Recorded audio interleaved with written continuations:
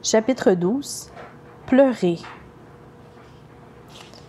Une fois les principes généraux compris, il est possible d'étudier, sans danger, chacune des stratégies que la Bible propose pour traverser la souffrance.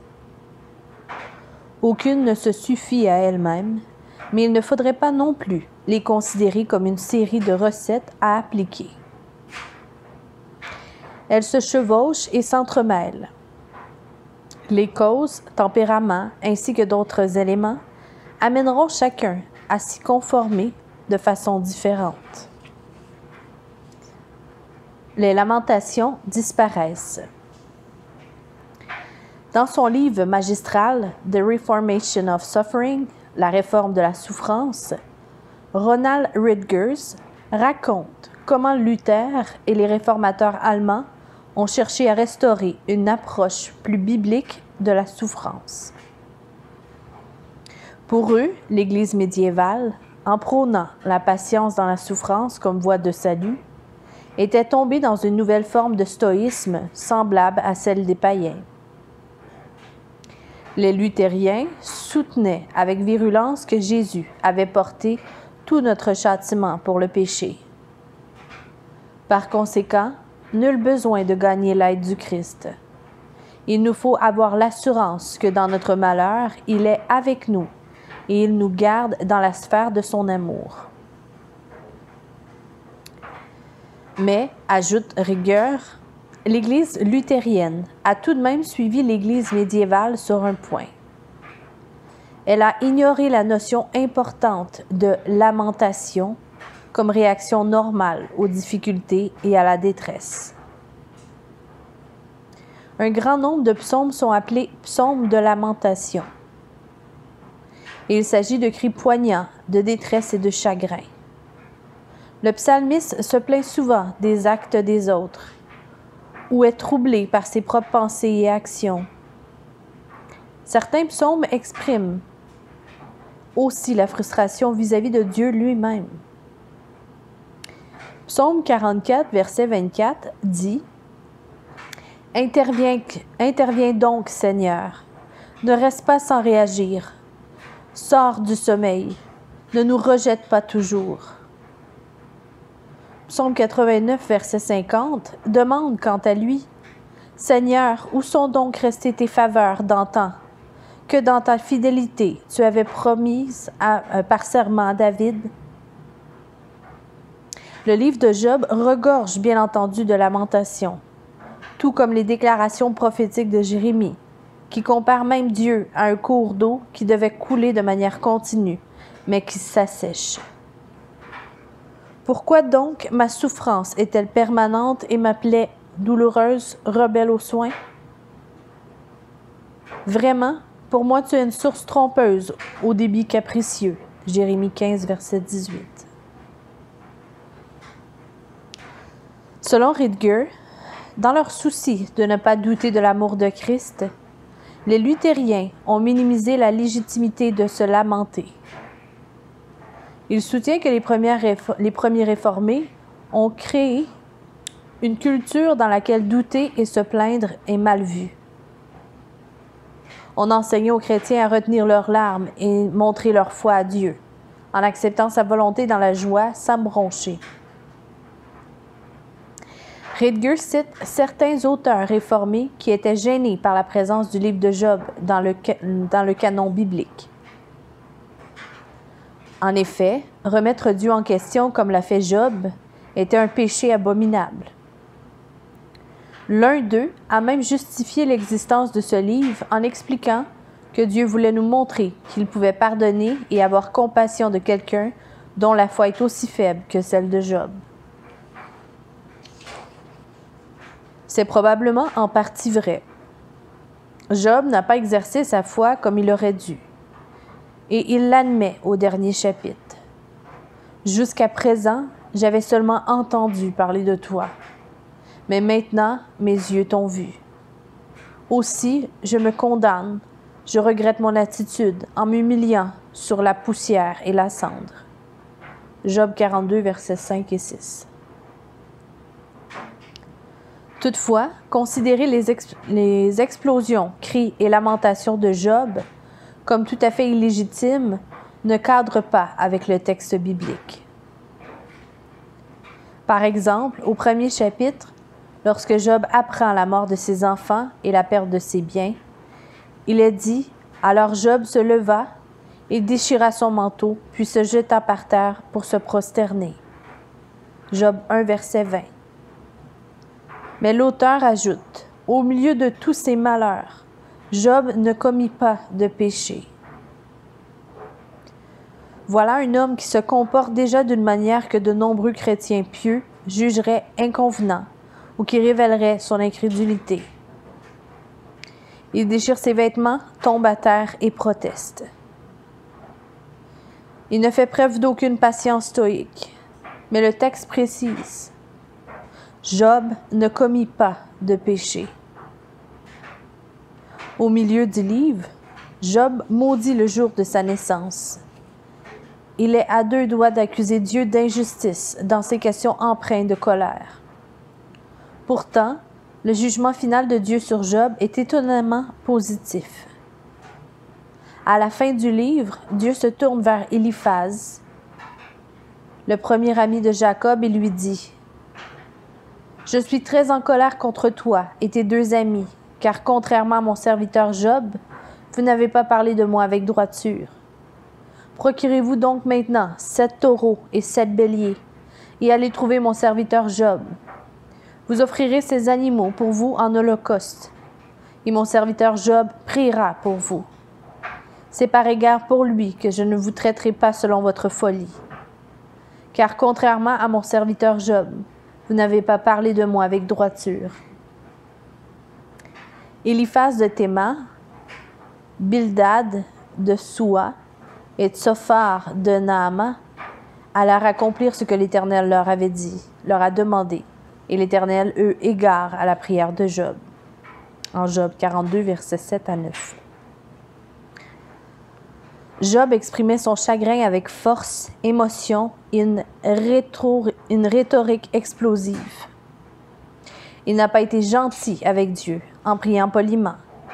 Il a dévoilé ses sentiments avec une honnêteté féroce. Même si Dieu force Job à reconnaître son insondable sagesse et sa majesté, à la fin, il le disculpe. Il ne brisera pas le roseau qui se ploie. Par conséquent, il n'est pas convenable de dire à une personne dans une grande tristesse de se ressaisir. Nous devrions être plus doux et patients avec elle, et nous-mêmes aussi, par la même occasion. Nous ne devrions pas partir du principe que si nous faisons confiance à Dieu, nous ne pleurerons pas, nous ne ressentirons aucune colère ni désespoir.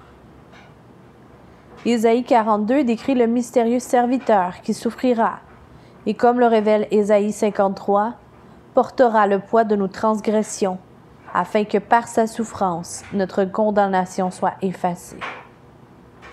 En Ésaïe 42, verset 3, il est dit du serviteur, « Il ne brisera pas le roseau qui se ploie, et il n'éteindra pas la flamme qui faiblit, mais il établira le droit selon la vérité. » Le mot hébreu « ploie » ne décrit pas une blessure bénigne. Il s'agit d'une lésion profonde qui détruit un organe interne vital, autrement dit un coup fatal. Quand un roseau ployé, c'est un épi qui a été cassé en forme d'un angle et formant un angle. Une fois brisé, il ne produit plus rien. Pourtant, ce serviteur peut accomplir ce qu'aucun autre ne peut faire. Il peut le guérir pour qu'il produise à nouveau. Et qui est ce serviteur? Depuis son origine, l'Église chrétienne a reconnu Jésus-Christ. Acte 8, versets 32 et 33. Selon Matthieu 12, verset 20, Jésus ne brisa pas le roseau qui ploie et n'éteindra pas la mèche qui fume encore. Jésus le serviteur est donc attiré par les cas désespérés. Il prend soin des gens fragiles, Il aime ceux qui sont maltraités, battus et couverts de bleu. Ils ne le montrent peut-être pas extérieurement, mais ils sont en train de mourir intérieurement. Jésus voit au plus profond du cœur et sait ce qu'il faut faire. Le Seigneur guérit les cœurs brisés et panse nos blessures. Prenons un exemple de 1 Roi 18, chapitres 18 et 19. Il retrace le ministère d'Élie, prophète puissant et grand homme de Dieu. Pourtant, Élie craque sous le poids de son ministère. Le peuple s'est retourné contre lui et son message. Il ne l'écoute pas, bien qu'il parle au nom de Dieu. Élie a beau être un grand prophète, il n'est qu'un être humain qui a une tolérance limitée à l'échec, à l'opposition et aux difficultés. Il est déprimé et a même des tendances suicidaires. Il part dans le désert et s'exprime. « C'en est trop, dit-il. Maintenant, Éternel, prends-moi la vie. » 1 Roi 19, verset 4. Puis il se couche sous un genêt, mais dort mal. C'est un homme abattu et blessé. Il vacille, sa flamme va s'éteindre. Il ne gère pas bien du tout sa souffrance et son stress. Il ne dit pas « Je me réjouis dans le Seigneur ». Non, il veut mourir. Alors Dieu lui envoie un ange. Et que faire donc? Et que fait donc cet ange en premier? Il lui cuisine un repas. Soudain, un ange le toucha et lui dit « Lève-toi et mange ». Il regarda et aperçut, près de sa tête, un de ces gâteaux que l'on cuit sur les pierres chauffées et une cruche d'eau pleine. Il mangea et but, puis se recoucha. L'ange de l'Éternel revint une seconde fois, le toucha et dit « Lève-toi, mange, car autrement le chemin serait trop long pour toi. » Il se leva, mangea et but. Puis, fortifié par cette nourriture, il marcha 40 jours et 40 nuits jusqu'à la montagne de Dieu à Horeb. 1 Roi 19, versets 4 à 8. L'ange envoyé par Dieu à cet homme qui souffre lui dit-il « Repens-toi? Commences-tu perdre espoir en moi? » « Non, lui déclare-t-il. « Réjouis-toi, j'apporte de bonnes nouvelles. » Non plus. L'interroge-t-il? Non plus. L'ange le touche. Il ne le secoue pas. Il le touche comme pour l'accueillir avec tendresse. Ensuite, il lui prépare à manger et l'encourage.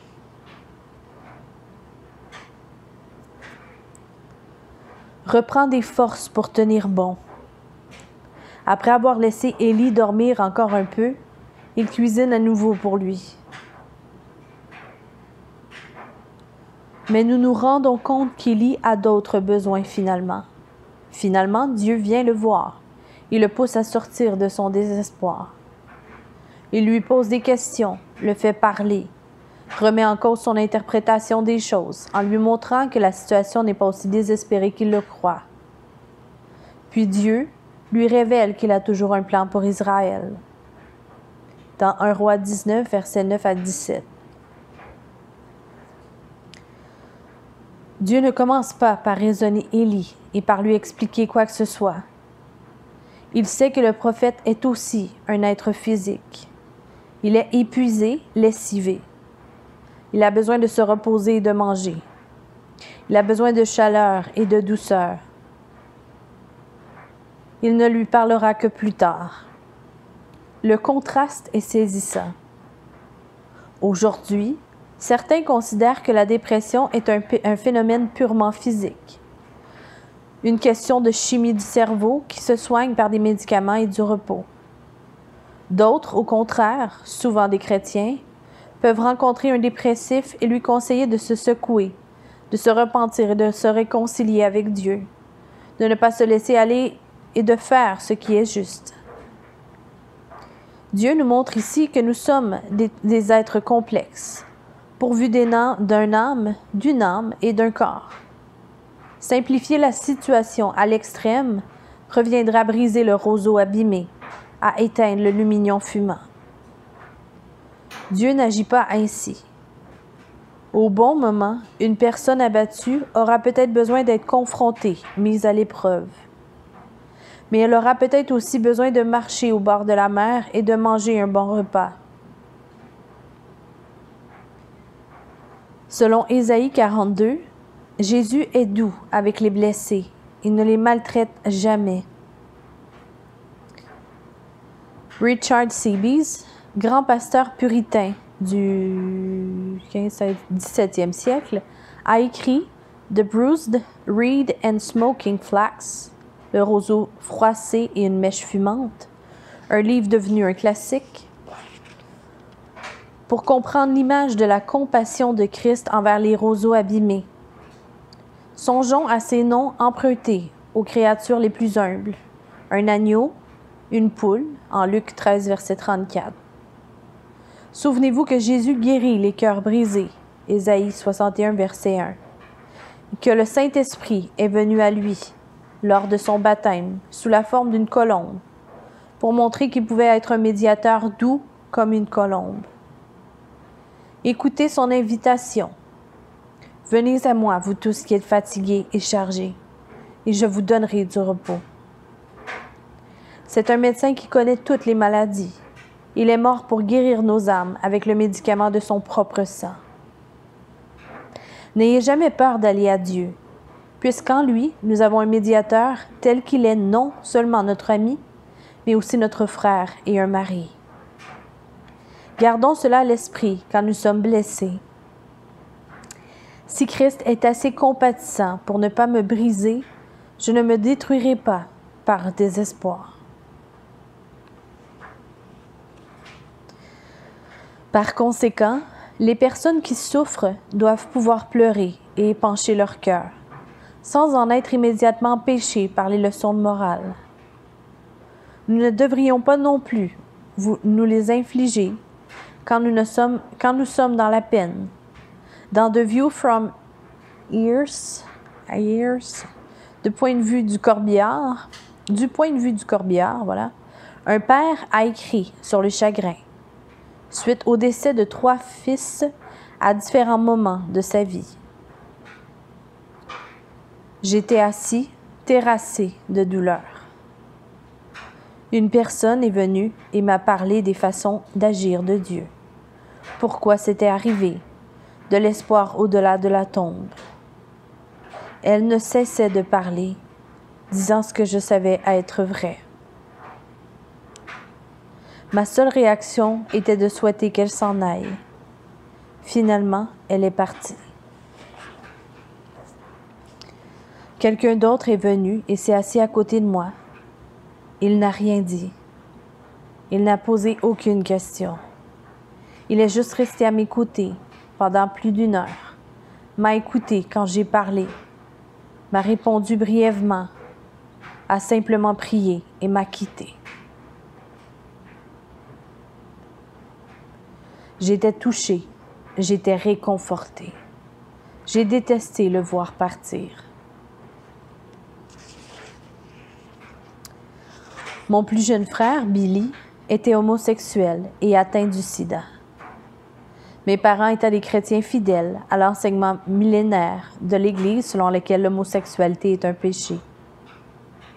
Quand l'état de Billy a empiré et qu'il a dû être hospitalisé, mes parents, alors septuagénaires, ont parcouru presque 1000 kilomètres et ont dormi sur le canapé du salon d'un ami.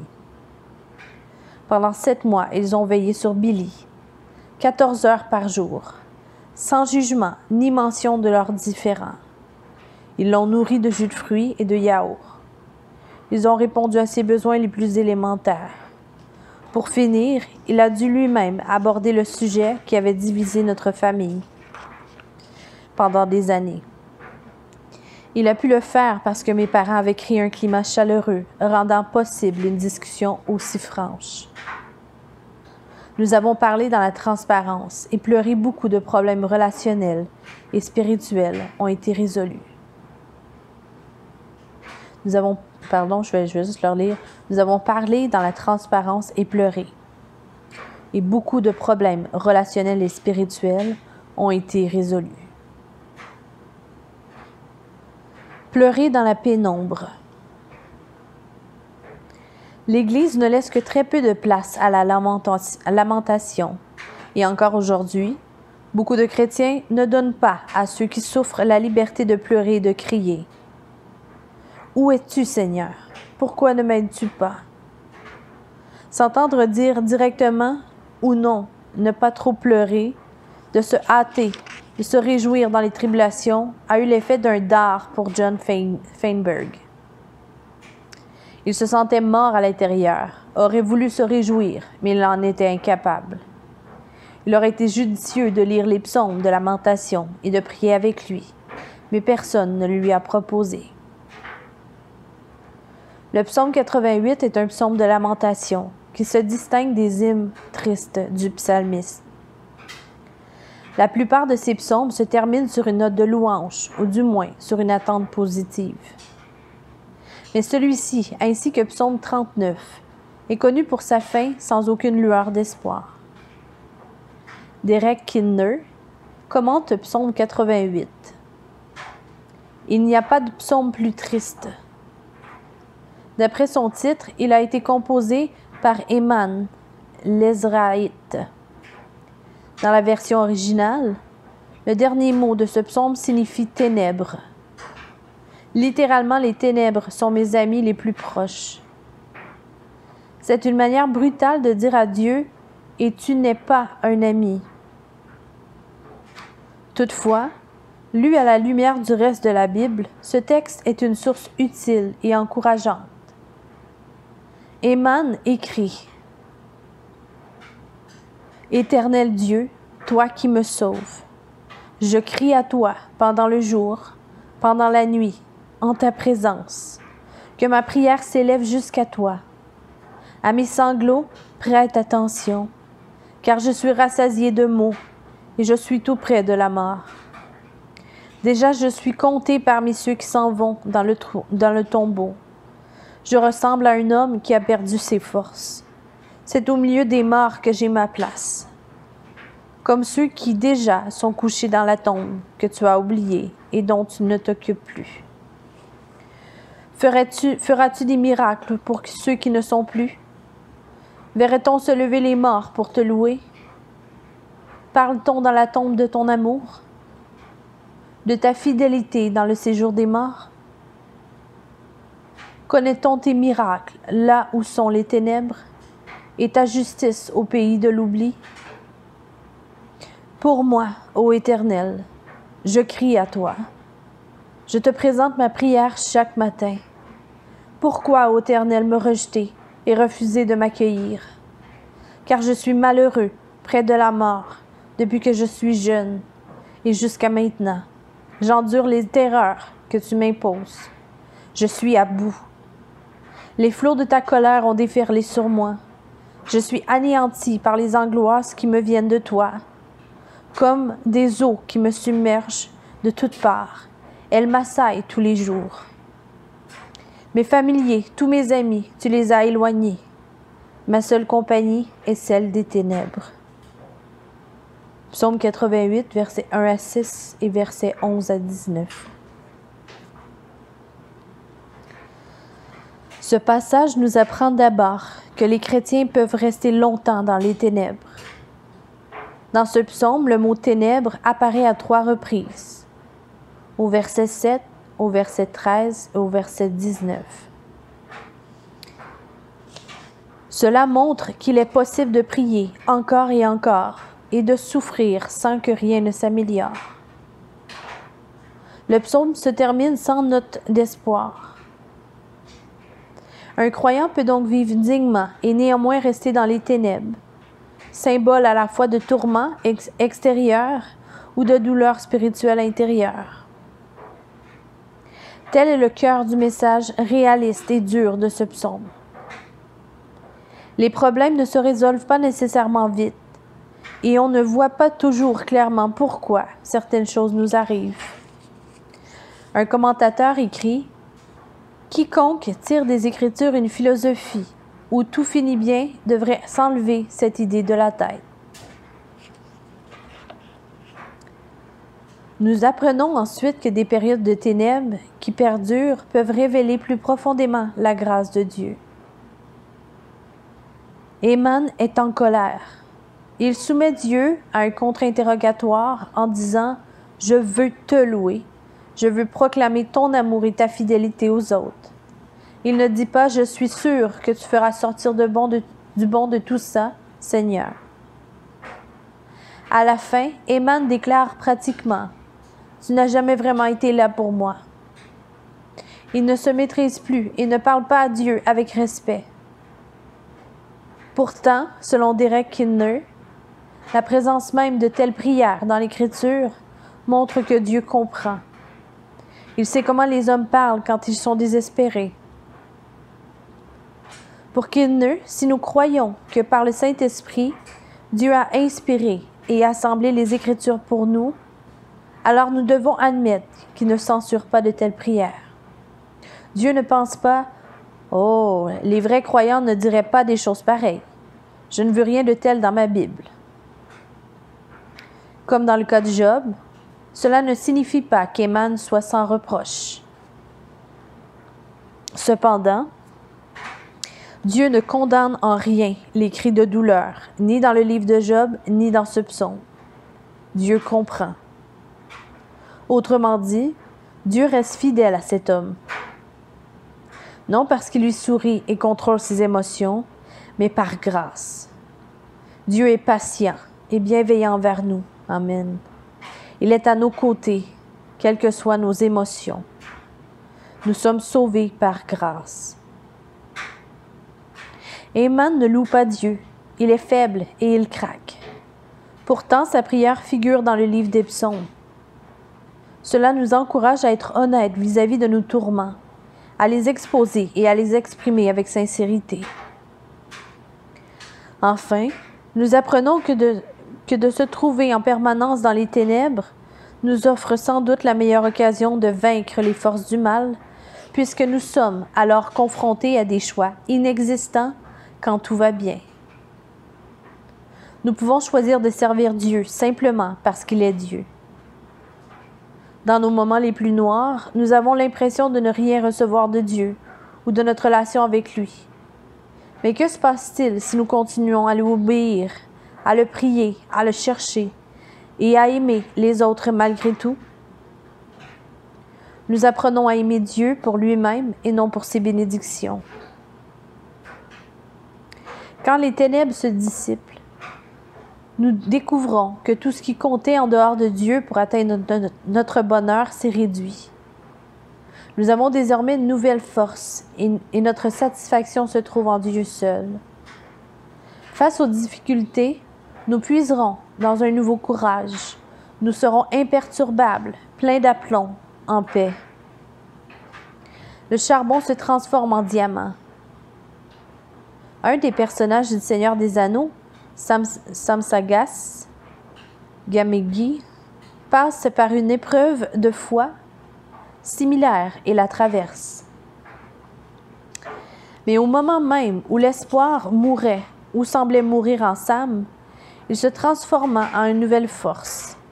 Et il sentit dans tous ses membres un frémissement, comme s'il se muait en quelque créature de pierre et d'acier, que ni le désespoir, ni la fatigue, ni des milles d'aridité sans fin ne pourraient détruire ou réduire. C'est ce qui peut nous arriver.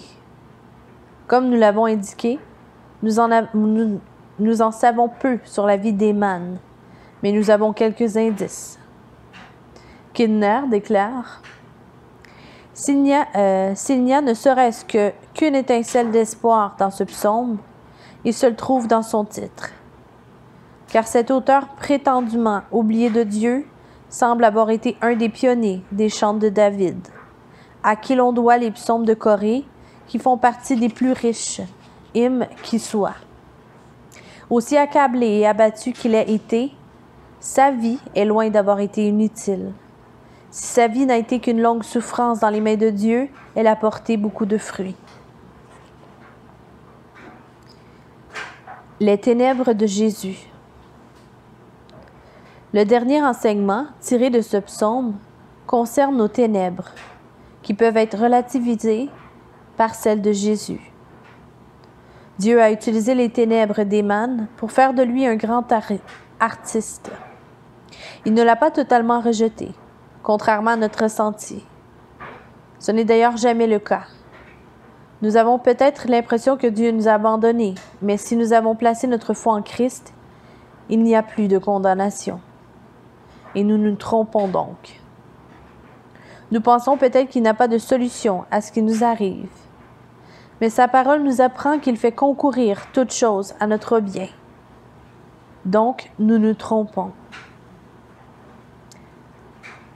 Mais demanderez-vous, est-ce vrai pour moi aussi? Comment en être sûr? Comment être certain qu'il est présent et plein de bonnes intentions à mon égard, même quand je ne ressens rien à part l'obscurité qui m'envahit? Voici la réponse. Le psaume 39, l'autre psaume sans espoir, se termine par ces mots. « Détourne de moi ton regard » Psaume 39, verset 14. Mais Jésus est la seule personne qui, après avoir cherché Dieu, a vraiment perdu sa présence et a véritablement connu les ténèbres absolues. Il a réellement été abandonné par Dieu.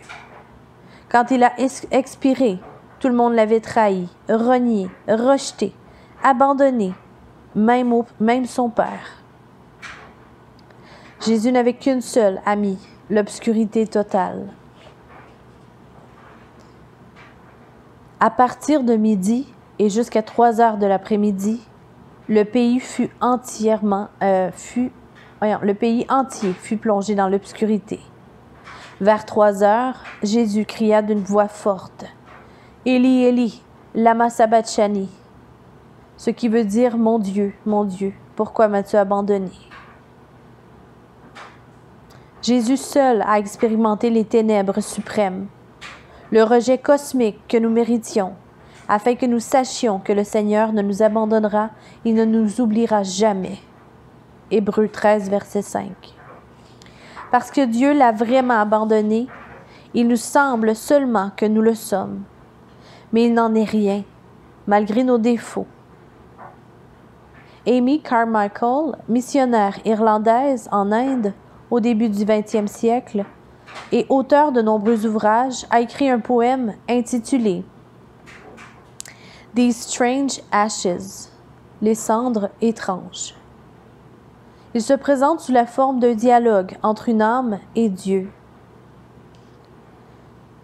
Qu'en est-il, Seigneur, de ces cendres étranges de ce néant, de cette déconcertante impression d'abandon?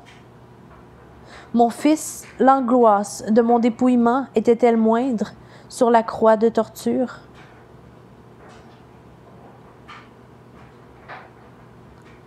Jésus aurait pu abandonner sa mission quand il souffrait à Gethsémani. Il aurait pu se dire « Pourquoi irais-je en enfer pour des disciples qui ne me comprennent pas et qui ne me soutiennent pas et qui ne sont même pas capables de rester éveillés 1 heure avec moi quand j'en ai le plus besoin? » Non, il ne l'a pas fait.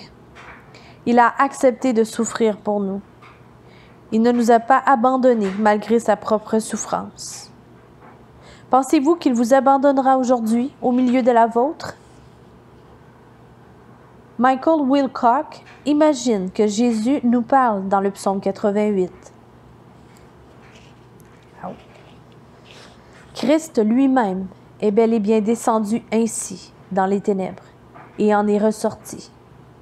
Son souci, ici, est d'atteindre l'âme enfermée dans les abîmes, grâce à sa parole et les serviteurs qui connaissent sa parole.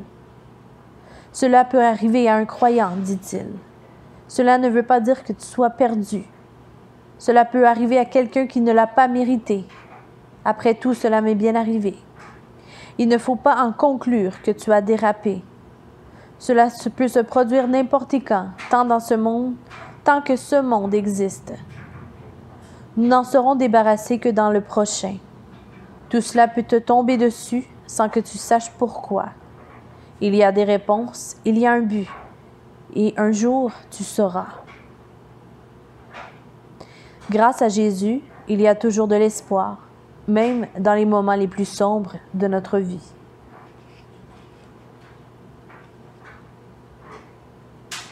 Pleurer et se réjouir. Terminons en expliquant ce que signifie se réjouir dans la souffrance. Nous aurons l'occasion d'y revenir, mais il devrait être désormais évident de ne pas considérer cette exhortation biblique sur un plan purement émotionnel et subjectif.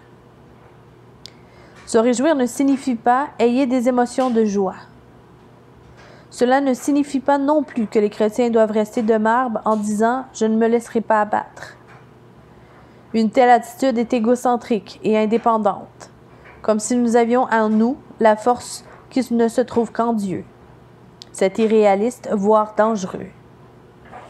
La souffrance engendre une tristesse intérieure. Elle nous fragilise vraiment. Nier sa peine en se disant « je vais bien, merci » engendrera certainement un prix à payer ultérieurement. Vous risquez d'exploser, de faire une dépression ou de craquer subitement. Vous réalisez alors que vous vous êtes leurré. Vous avez bien plus mal que vous ne vous croyez, que ce que vous croyez, pardon. En 1 Pierre 1, versets 6 à 7, l'apôtre Pierre dit que ses lecteurs sont dans la joie quand ils voient le salut de Dieu en Jésus-Christ. Puis il ajoute, même si actuellement il faut que vous soyez attristés pour un peu de temps par diverses épreuves. Ces deux affirmations sont énoncées au présent, ce qui est remarquable. Ils sont dans la joie du salut, même s'ils sont toujours au temps présent, sujets à une grande tristesse et à des épreuves. Le mot grec utilisé ici pour épreuve est lupéo, ce qui signifie un important désarroi mental et émotionnel. Il est tout à fait significatif que ce même terme soit utilisé à propos de Jésus dans le jardin de Gethsémani. Il est écrit « Il commença à être envahi d'une profonde tristesse, lupéo, et l'angoisse le saisit. Alors il leur dit « Je suis accablé de tristesse à en mourir. Restez ici et veillez avec moi. » Matthieu 26, versets 37 et 38. Pierre ne dit pas « Avant vous vous réjouissez en Christ, mais maintenant vous passez par un temps de souffrance. N'ayez crainte, vous vous réjouirez à nouveau. » Ou « C'est bien de voir que pendant ces tribulations, vous n'êtes ni triste ni affligé, mais que vous vous réjouissez en Jésus. » Il n'oppose pas ces deux vérités. Pour lui, nous ne devons pas choisir entre nous réjouir en Christ ou gémir et pleurer toutes les larmes de notre corps. Non seulement nous le pouvons, mais nous devons faire les deux, si nous voulons croire dans la souffrance plutôt que de le voir nous démolir complètement. De la voir nous démolir complètement, cette souffrance. Ce concept est difficile à comprendre pour les Occidentaux contemporains, puisqu'ils élèvent presque leurs sentiments au niveau de choses saintes et suprêmes. Nous sommes heureux ou non. Nous pensons ne pas pouvoir forcer nos sentiments. C'est vrai, nous ne devons ni les nier ni les créer artificiellement. Mais souvenons-nous que dans la Bible, le cœur n'est pas exactement le lieu des émotions, mais celui de nos plus profonds engagements, responsabilités et espoirs. Nos émotions, pensées et actions proviennent de ces engagements. Se réjouir en Dieu signifie demeurer en lui et garder en mémoire qui il est, qui nous sommes et ce qu'il a fait pour nous. Parfois nos émotions suivent, mais parfois non. Il ne faut donc pas mettre dans le verbe se réjouir l'idée qu'il exclut tout sentiment de tristesse ou de doute, faiblesse et douleur. Se réjouir dans la souffrance se vit au sein même de la tristesse. Voici comment cela se passe. La tristesse et la peine rapprochent de Dieu. Par exemple, quand il fait plus froid dehors, Le thermostat amène la chaudière à augmenter sa température. De même, la tristesse et la peine vous poussent vers Dieu et vous révèlent des sources insoupçonnées. Oui, ressentez la douleur. Nous avons tendance à dire « j'ai peur de la tristesse et de la peine » et je ne veux pas de ces émotions-là. Je veux me réjouir dans le Seigneur. Mais regardez Jésus. Il était parfait, n'est-ce pas? Pourtant, il pleure beaucoup. En homme de douleur, les larmes coulent tout le temps. Pourquoi? Parce qu'il est parfait. Quand vous n'êtes pas centré sur vous-même, vous pouvez sentir la tristesse du monde. Dès lors, la joie du Seigneur émerge de la tristesse, et non après avoir pleuré toutes les larmes de son corps. Pleurer conduit à la joie et la fait grandir. Puis la joie vous rend capable de vraiment ressentir votre peine sans vous faire plonger. En d'autres termes, vous finissez par être en bonne santé émotionnellement. Dans un sermon sur ce passage en 1 Pierre, D.M. Lloyd-Jones fait ressortir la même idée. Il ne faut pas s'attendre à ce que Dieu épargne la souffrance ou les ténèbres intérieures aux chrétiens, pas plus qu'il ne les en délivre dès la première prière. Au lieu d'attendre que Dieu ôte le chagrin et le remplace par le bonheur, nous devrions rechercher une gloire, sans savoir vouloir goûter à être convaincus de la présence de Dieu et la ressentir de plus en plus, au point que cela nous aide à nous élever au-dessus des ténèbres. Ce que nous sommes vraiment en train de dire, c'est que le chrétien n'est pas immunisé contre ce qui se passe autour de lui.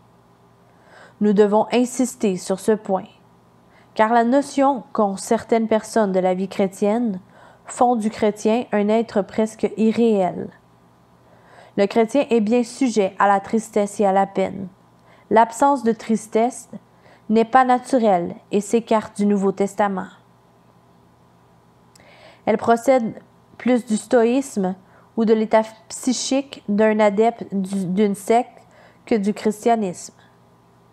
Le chrétien possède quelque chose qui lui permet de s'élever au-dessus des tourments.